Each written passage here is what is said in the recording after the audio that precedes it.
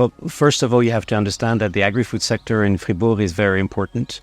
It's roughly 10% of jobs, 7.5% of GDP, 17% of exports. So this has always been a very strong sector of our economy.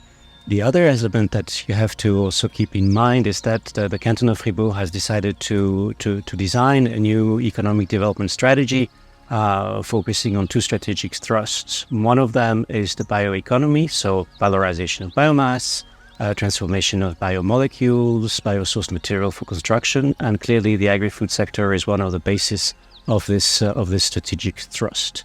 And the other element that you have to keep in mind is that you have a huge density of companies in the Canton of Fribourg active in the agri-food sector.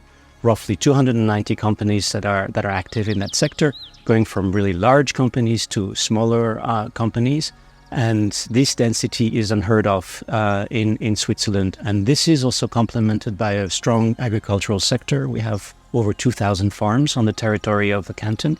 And I would say, first of all, Fribourg has a strong credential in the agri-food sector. One of the reasons for the strength of the agri-food sector in Fribourg is what I call the 3 C's: coffee, chocolate, and cheese. These are very, very important products for the exports in the agri-food sector.